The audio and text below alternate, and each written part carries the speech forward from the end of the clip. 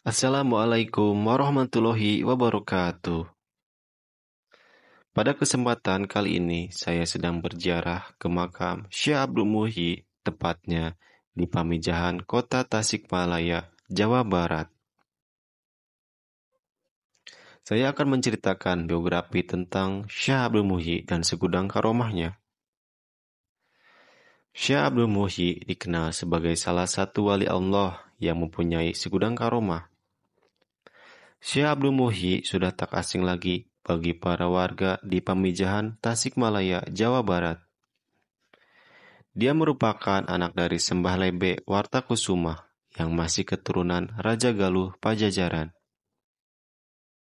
Syekh Abdul Muhyi lahir di Mataram sekitar 1650 Masehi atau 1071 Hijriah dan dibesarkan oleh orang tuanya di kota Gresik. Dia selalu mendapat pendidikan agama baik dari orang tua maupun dari ulama-ulama sekitar Gresik. Saat berusia 19 tahun, dia pergi ke Aceh untuk berguru kepada Syekh Abdul Raub Syingkil bin Abdul Jabbar selama 8 tahun. Pada usia 27 tahun, dia beserta teman sepondok dibawa oleh gurunya ke Baghdad untuk berziarah ke makam Syekh Abdul Qadir Al-Jailani dan bermukim di sana selama 2 tahun. Setelah itu, diajak Syekh Abdul Raub ke Mekah untuk menunaikan ibadah haji. Ketika sampai di Baitullah, Syekh Abdul Raub mendapat ilham kalau di antara santrinya akan ada yang mendapat pangkat kewalian.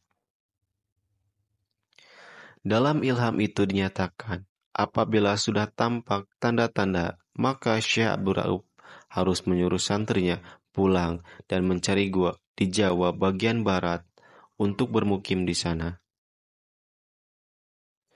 Suatu saat sekitar waktu Asyar di Masjidil Haram, tiba-tiba ada cahaya yang langsung menuju Syekh Abdul Muhyi, dan hal itu diketahui oleh gurunya Syekh Abdul Raub sebagai tanda-tanda tersebut. Setelah itu, Syekh Abdul Raub menyuruh pulang Syekh Abdul Muhyi ke Gresik untuk meminta restu dari kedua orang tuanya, karena telah diberi tugas oleh gurunya untuk mencari gua dan harus menetap di salah satu daerah di Jawa Barat.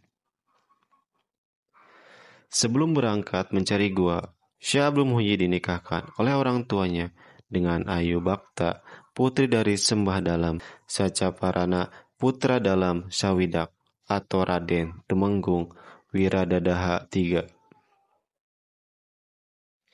Tak lama setelah pernikahan, dia bersama istrinya berangkat ke arah barat dan sampailah di daerah yang bernama Dharma Kuningan.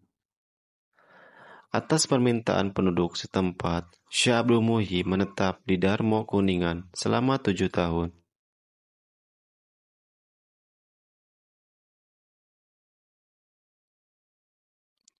Kabar tentang menetapnya Syekh Abdul Muhyi di Dharma Kuningan terdengar oleh orang tuanya. Maka mereka menyusul dan ikut menetap di sana. Di samping untuk membina penduduk, dia juga berusaha untuk mencari gua yang diperintahkan oleh gurunya. Dengan mencoba beberapa kali menanam padi, ternyata gagal karena hasilnya melimpah. Sedang harapan, dia sesuai isyarat tentang keberadaan gua yang diberikan oleh Syekh Abdul Raub adalah apabila di tempat itu ditanam padi, maka hasilnya tetap sebenih. Artinya, tidak menambah penghasilan, maka di sanalah gua itu berada. Karena tidak menemukan gua yang dicari, akhirnya Syekh Abdul Muhyi bersama keluarga berpamitan kepada penduduk desa untuk melanjutkan perjalanan mencari gua. Setelah menempuh perjalanan yang cukup panjang, sampailah di daerah Pamengpeuk, Garut Selatan. Di sini dia bermukim selama 1 tahun untuk menyebarkan agama Islam secara hati-hati, mengingat penduduk setempat waktu itu masih beragama Hindu. Setahun kemudian, ayahanda Sembah Lebe Wartakusuma meninggal dan dimakamkan di Kampung Duku di tepi kali Cikaengan. Beberapa hari seusai pemakaman ayahandanya, dia melanjutkan perjalanan mencari gua dan sempat bermukim di Batuwangi. Perjalanan dilanjutkan dari Batuwangi hingga sampai Lebak Siu dan bermukim di sana selama 4 tahun, 1686 sampai 1690 Masehi. Walaupun di Lebak Siu tidak menemukan gua yang dicari, dia tidak putus asa dan melangkahkan kakinya ke sebelah timur dari Lebak Siu, yaitu di atas gunung Kampung Cilumbu. Akhirnya dia turun ke lembah sampai bertapakur melihat indahnya pemandangan sambil mencoba menanam padi. Bila senja tiba, dia kembali ke Lebak Siu menjumpai keluarganya. Karena jarak dari tempat ini tidak begitu jauh, sekitar 6 kilometer. Suasana di pegunungan tersebut sering membawa perasaan tenang, maka gunung tersebut diberi nama Gunung Mujarod, yang berarti gunung untuk menenangkan hati. Pada suatu hari, Syekh Abu Muhi melihat padi yang ditanam telah menguning dan waktunya untuk dipetik. Saat dipetik, terpancarlah sinar cahaya kewalian dan terlihatlah kekuasaan Allah. Padi yang telah dipanen tadi ternyata hasilnya tidak lebih dan tidak kurang, hanya mendapat sebanyak benih yang ditanam. Ini sebagai tanda bahwa perjuangan mencari gua sudah dekat. Untuk meyakinkan adanya gua di dalamnya, maka di tempat itu ditanam padi lagi, sambil berdoa kepada Allah. Semoga gua yang dicari segera ditemukan. Maka dengan kekuasaan Allah, padi yang ditanam tadi segera tumbuh dan waktu itu juga berubah dan menguning. Lalu dipetik dan hasilnya ternyata sama, sebagaimana hasil panen yang pertama. Di sanalah dia yakin bahwa di dalam gunung itu adanya gua. Sewaktu Abdul Muhi berjalan ke arah timur, terdengarlah suara air terjun dan kicauan burung yang keluar dari dalam lubang. Dilihatnya lubang besar itu, di mana keadaannya sama dengan gua yang digambarkan oleh gurunya. Seketika kedua tangannya diangkat memuji kebesaran Allah. Telah ditemukan gua bersejarah, di mana di tempat ini dahulu Syekh Abdul Qadir Al-Jalani menerima ijazah ilmu agama dari gurunya yang bernama Imam Sanusi. Gua yang sekarang dikenal dengan nama Gua Pemijahan diyakini adalah warisan dari Syekh Abdul Qadir Al-Jalani yang hidup kurang lebih 200 tahun sebelum Syekh Abdul Muhi. Gua ini terletak di antara kaki gunung Mujarod. Sejak gua ditemukan, Syekh Abdul Muhyi bersama keluarga beserta santri-santrinya bermukim di sana.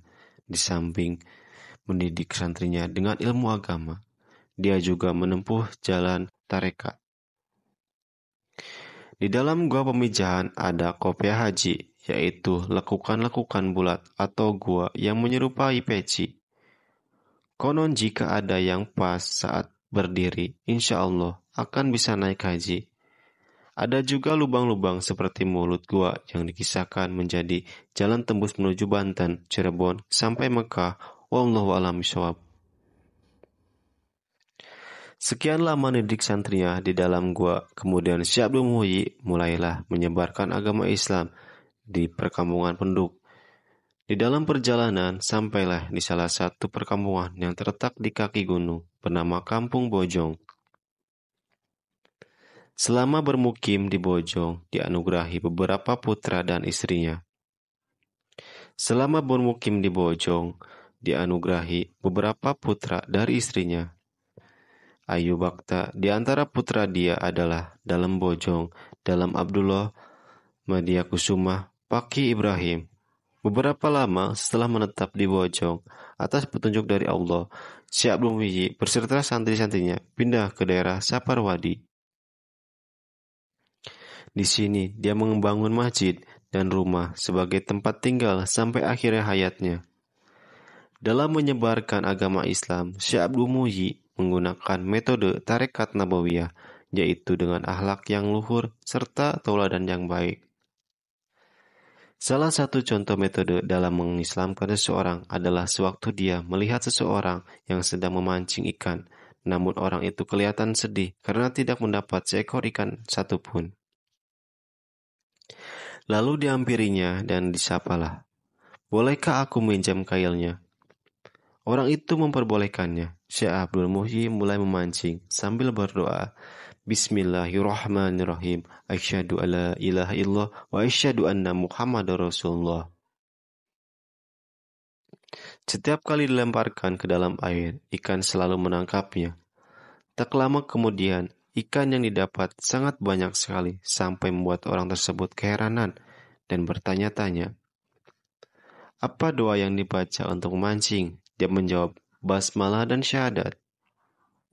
Akhirnya orang tersebut tertarik dengan doa itu dan masuk Islam. Dalam kitab Istighal, Tarekat Qadariyah Naksabandiyah diceritakan beberapa kisah karomah Syekh Abdul Muhyi. Pertama, suatu hari ada orang yang dikejar-kejar sekawanan lebah lari meminta pertolongan Syekh Abdul Muhyi. Kemudian Syekh Abdul Muhyi berseru kepada kelompok lebah itu, "Kenapa kalian lebah bersikap begitu kepada manusia? Apakah kalian tak mengerti di dalam tubuh manusia, lahir dan batin ada la toib, la ilaha illallah." Lebah itu langsung mati, lalu tubuh orang itu seperti keluar asap. Dia selamat tanpa bekas luka apapun. Yang kedua, saat seseorang membawa istrinya yang buta setelah melahirkan menemui Syekh Abdul Muhyi untuk meminta kesembuhan. Oleh Syekh Abdul Muhyi kemudian diajak berzikir membaca kalimat tahlil La ilaha illallah sebanyak 165 kali di masjid. Tak beberapa lama, wanita yang buta itu pun sembuh. Yang ketiga, di waktu yang lain, seseorang membawa anak yang terkena stroke, tubuhnya mati separuh, untuk menemui Syekh Abdul Muhyi, kemudian diajak oleh Syekh Abdul Muhyi berzikir kalimat tahlil sebanyak 165 kali. Akhirnya setelah itu anaknya yang stroke tadi sembuh total. Yang keempat, ketika ada orang yang tidak bisa tidur selama 11 hari dan minta tolong kepada Syekh Abdul Muhyi, orang itu juga diajak berzikir sebanyak 165 kali. Dan lagi-lagi, orang tadi akhirnya bisa tidur. Yang kelima, Syekh Abdul Muhyi juga menolong orang lewat ke rumahnya untuk memperbanyak hasil panen dan ternak kerbau. Yang keenam, Syekh Abdul Muhyi juga dikenal kesaktiannya bila mengalahkan 2 tukang sihir sakti dan kemudian 2 penyihir itu menjadi murid-muridnya.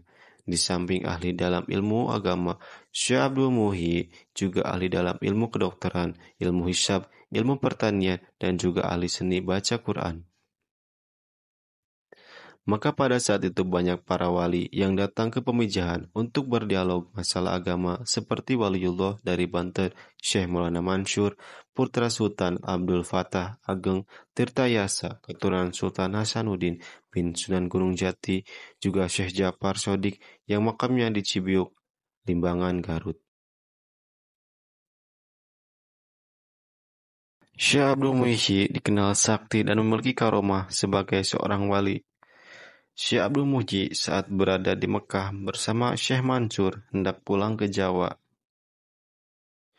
Dua waliullah ini sama-sama memiliki kesaktian yang luar biasa.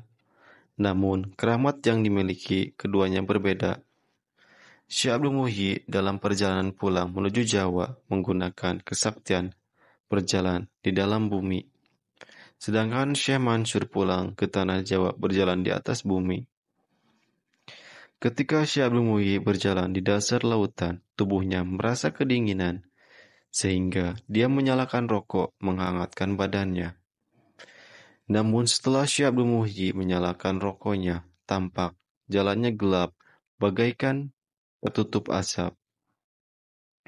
Syekh Abdul Muhyi mematikan rokoknya dan jalan yang akan dia lalui menjadi terang kembali. Hal inilah yang menjadi asal muasal di wilayah pemakaman Syekh Abu Muhyi ada tempat khusus dalam merokok ketika berada di sana.